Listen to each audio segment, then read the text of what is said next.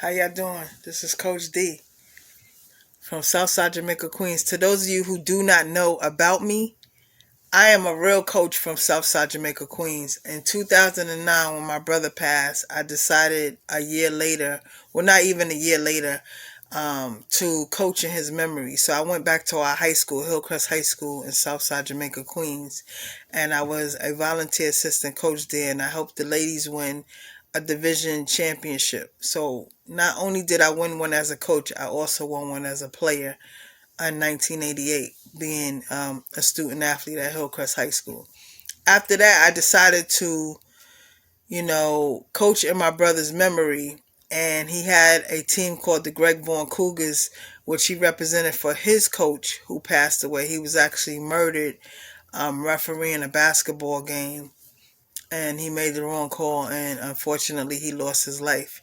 So my brother dedicated all his basketball, everything, coaching, his kids and everything, in memory of his coach Greg Vaughn, and he represented very well for his coach over 20 years. So when he passed away, I felt like it was my time to not retire, so to speak, but to give my brother, his rightful place. So I renamed the team the Marc Ellison Cougars. And we took 200 kids, me and my adopted brother Jay, my other brother Jason, Coach Ron, Coach Allen, and we took these kids, and people did not believe that I could, so to speak, walk in my brother's shoes or fill my brother's shoes. But to me, I feel like this. If my brother taught me everything that I know, why wouldn't you feel like I could achieve anything that he did?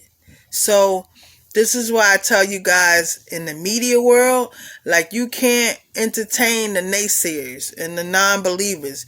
You have to make them change their mind.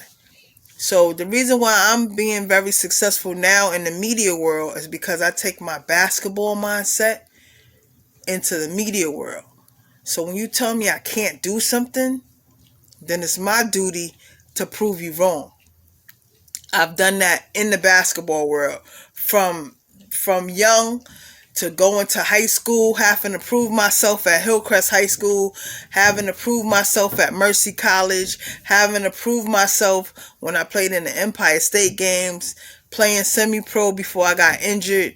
You know what I mean? And this is why I always tell these people and the kids, first of all, you have to be a student athlete. When I was in school, I knew that I was so nice in ball that I did not put 100% effort into my grades, into my classwork. You know what I mean? And so when the SAT came, I did not study and all that, so I got a very low grade. But, by the grace of God, I had enough credits and enough grade point average to where I went Division II to Mercy College. And at the time, nobody knew anything about Mercy College. But now Mercy College is on the map, and I can say that I was one of the ones who put Mercy College on the map. And like I said, as far as coaching, there was a lot of male coaches out here that doubted me, and we used to come in these tournaments and beat everybody and spank everybody. And I took kids that nobody knew of, from Baisley Projects, from 40 Projects, from Rochdale Village. And I made us all one team, one family, because we were rivals in the Queens area. And I took all these kids and I made them into one big family. And when I tell you, like, I'm so proud that I had an impact on over 200 kids. Some of them are in college, some of them are graduated, some of them are coaches now.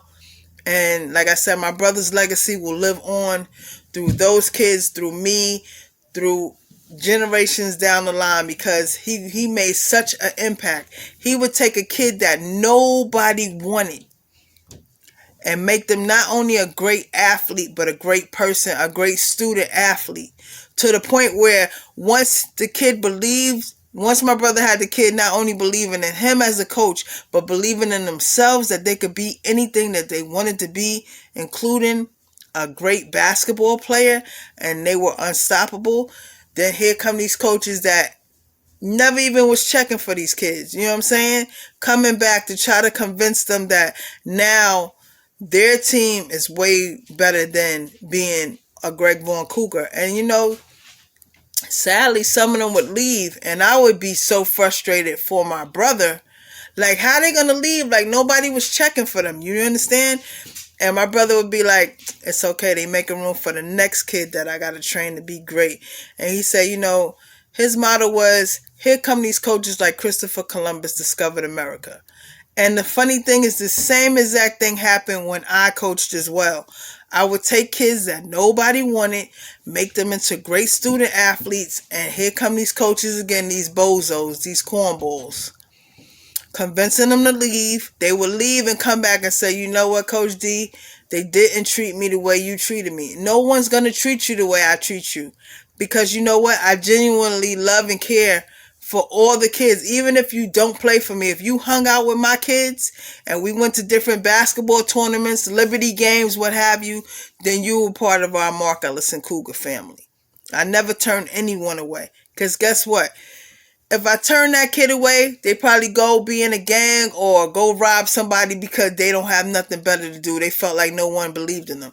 So why not let them come be a part of our family, go to Liberty games, go to Dave and Buster's, go to the movies. I used to take my kids, my basketball kids, everywhere. You know what I mean? And give their families a break. I would take my EBT card and pay for everybody to eat. Everybody's going to eat. Everybody is going to, you know what I'm saying? Nobody is exempt when they're with Coach D. So that's my mindset in everything I do, whether it be clothing, media, basketball. If you're a part of my family, or if you're a part of my circle, we all going to build, we all going to eat. No one is going to be left behind. So that's what I wanted to tell y'all. Like, I'm a real coach, and my mindset has always been basketball related, even when I do media, clothing. You know what I mean? If somebody doubts my abilities, I'm going to make sure that you either regret what you said or you're going to change your mind and want to work with me in the future. So just know that I'm not taking no for an answer. I'm going to keep on working until Code 31 is a household name. Coach D, Dawn Ellison is a household name. And you will always know I'm from Southside Jamaica, Queens. I'm proud to be from here. Born and raised. If you can make it from here, you can make it anywhere. And I'm telling you, I'm a beast in this. My brother Marc Ellison, rest in peace to him. Rest in peace to my sister Nina. They made me who I am today. My parents made me who I am today. I'm telling you, like my boy Big Veg said, ain't no stopping the code. It's Code 31. Y'all stay tuned. I got TV shows coming. I got different platforms that I'm working with. And I'm telling you, this new show I got is called Whoa. And that's all I'm going to tell you. It's called Whoa.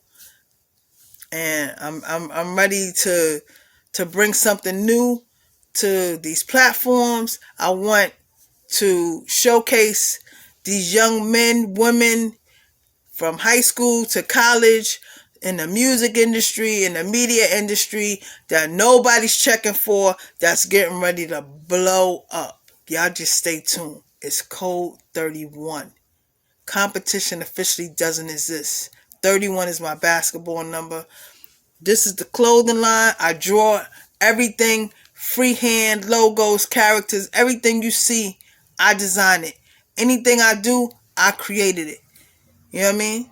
So shout out to my homegirl, Lil Dottie, because she told me to start doing these videos. I appreciate you for your love and support. Shout out to everybody that supports me. I appreciate you. It's never going to go unnoticed. I'm going to be grateful and humble for the rest of my life. And all the blessings and opportunities coming my way, I will never take it for granted. I'm going to keep on working hard, keep on grinding till I get everything that I want in life. No one's going to stop me. Ain't no stopping the code. It's Code 31. Y'all stay tuned. Let's get it.